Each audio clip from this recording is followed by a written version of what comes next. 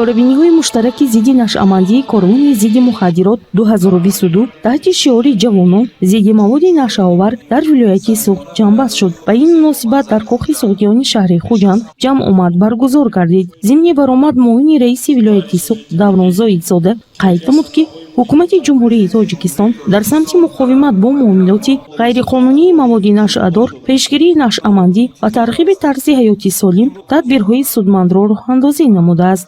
Агентии назорати маводи нашъовари назди Президенти ҷумҳурии Тоҷикистон дар вилояти Суғд ҷиҳати иҷрои дастуру супоришҳои асосгузори сулҳ ва ваҳдати миллӣ пешвои миллат Президенти ҷумҳурии Тоҷикистон муҳтарам Эмомалӣ Раҳмон иҷрои стратегияи миллӣ оид ба назорати маводи нашъовар дар ҷумҳурии Тоҷикистон барои солҳои 2021-2030 баҳри дар амал татбиқ намудани нақшаи чорабиниҳои амалисозии он дар солҳои 2021-2025 инчунин бахшида 26 июн рӯзи байналмилалии мубориза бар зидди суистеъмоли маводи нашъадор ва муомилоти ғайриқонунии онҳо ва бахшида ба санаи таърихии рӯзи ваҳдати миллӣ як силсила чорабиниҳои варзишиву фарҳанги фароғатиро дар шаҳру ноҳияҳои вилоят зери унвони Корвони зидди мухаддароти 2022 бо ҷамъи доираи васеи ҷавонону наврасон доир намуд.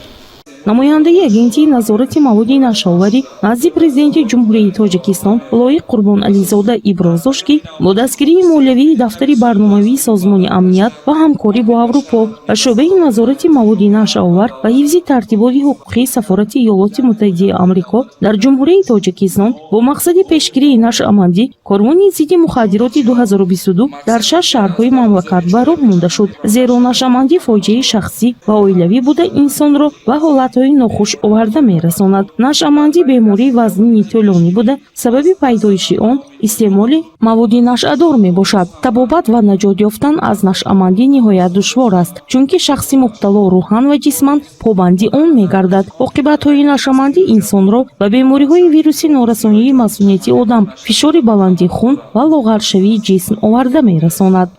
асосгузори сулҳу ваҳдати миллӣ пешвои муаззами миллат Президенти ҷумҳурии Тоҷикистон ҷаноби олӣ муҳтарам Эмомалӣ Раҳмон дар паёми навбатии худ 21 декабри соли 2021 ба Маҷлиси олӣ таъкид намуданд ки муомилоти ғайриқонунии маводи мухаддир яке аз сарчашмаҳои асосии маблағгузории терроризми байналмилалӣ ба ҳисоб рафта бо дигар ҷиноятҳои муташаккили фаромиллӣ аз ҷумла ифротгароӣ, савдои одамон ва хариду фурӯши силоҳ робитаи ногусастанӣ дорад. аз ин лиҳоз мақомоти ҳифзи ҳуқуқ ва дигар сохторҳои марбутаи кишварро зарур аст ки фаъолияти худро дар самти пешгирӣ ва мубориза бар зидди гардиши ғайриқонунии маводи мухаддир ба таври ҷиддӣ тақвият бахшида тамоми имкониятҳоро барои ошкор намудани гурӯҳҳои муташаккили ҷиноятпеша ва қочоқи маводи мухаддир сафарбар намоянд.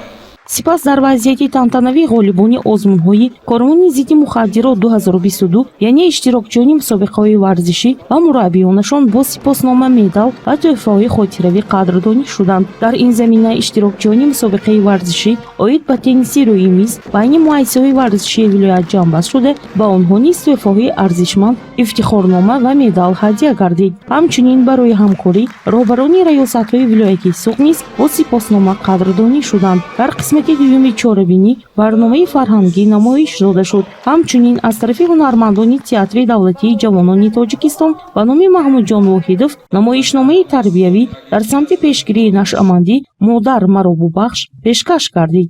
Ёдовар мешавем ки Корвони зидди мухаддирот 2022 санаи 25 июни соли равон дар шаҳри Душанбе ҷамъбаст хоҳад шуд.